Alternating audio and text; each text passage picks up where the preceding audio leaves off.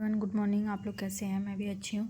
तो आज है 5 फरवरी और अब मैं 1 वीक हो गया होगा, मैं अब लाइब्रेरी जाना स्टार्ट करती हूँ। तो फिर पहले मैं आने से आकर के पहले मैं टू डू लिस्ट बना लेती हूँ मुझे क्या क्या करना है। तो अभी जैसे कि आप टाइम देख रहे होंगे 12 बज रहे हैं और मैं अभी टू डू लिस्ट बना ली हूँ। उसमें मेरा न्यूज़पेपर जाएगा, फिर इंग्लिश का सेक्शनल प्री का मैं दूँगी और 2 प्री का मॉक दूँगी। अभी मैं प्री का मॉक एक ही दे रही थी और वो भी मैं पूरा रेगुलरिटी के साथ नहीं दे रही थी, बट मैं देखी मेरा मार्क्स बहुत कम आ रहा है, सेक्शनल देख करके भी बहुत कम ही मार्क्स आ रहा था। तो मैं सोची अब 2 प्री का मॉक कर दूँगी।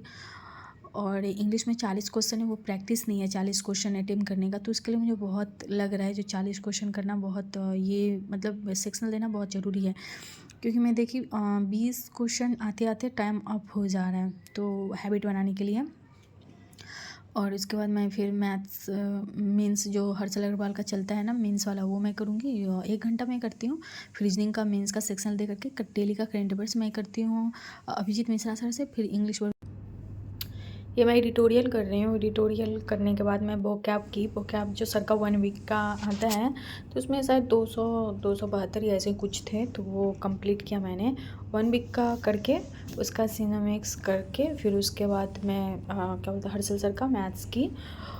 तो फिर हर्षल सर का मैथ्स करने के बाद अभिजीत मिश्रा सर का मैंने जीए किया। और वो कंप्लीट होने के बाद मैं फिर 2 मॉक दी और 2 मॉक देने के बाद मैं रीजनिंग का एक सेक्शनल दी। इंग्लिश का मैं दे नहीं पाई, हाफ़ ही दी थी, तो फिर मतलब नहीं देने का मन किया, मैं पॉज कर दी, फिर छोड़ दी, मैंने नहीं दे पाई।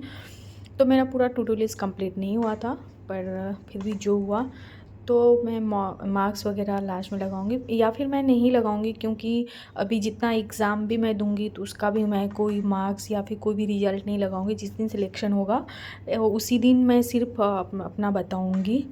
ये करंट अफेयर्स के लिए मैं बोल रही थी, जो लोग बिगनर है या फिर जो लोग करंट अफेयर्स के लिए करना चाहते हैं उन लोगों के लिए है। तो ये मॉक ड्रिल का ये 1000 के अंदर आ जाएगा आप लोगों को।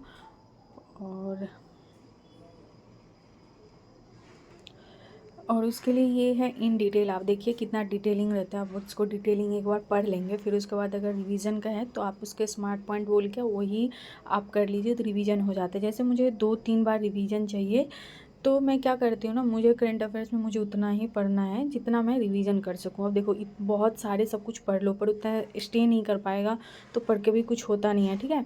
तो आप पहले प्रीवियस जो पहले का मतलब जो भी बैक टू बैक एग्ज़ाम गए वो एग्ज़ाम को टेलीग्राम पे मिल जाएगा, यूट्यूब पे मिल जाएगा। आप देखो जो कहाँ से कितना पोर्शन क्वेश्चन आता है, आप उसी चीज़ पे ज़्यादा टाइम दो। ऐसा नहीं सब कुछ पढ़ रहे हैं। जैसे मुझे स्पोर्ट एंड गेम नहीं याद रहता है तो मैं फिर नहीं पढ़ती हूँ, क्योंकि मैं पढ़ के भी जाऊँगी वहाँ पे कन्फ्यूज़न रहेगा, तो मैं नहीं पढ़ती हूँ।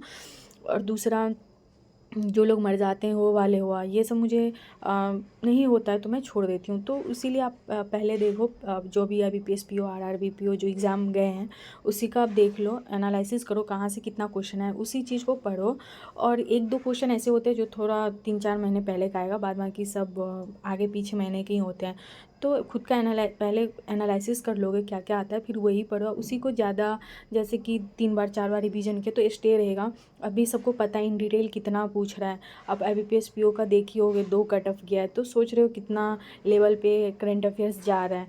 तो उस अकॉर्डिंग मैं बोलूँगी एक वीडियो सोर्स रख लो किसी का, क्योंकि सुनने से भी ज़्यादा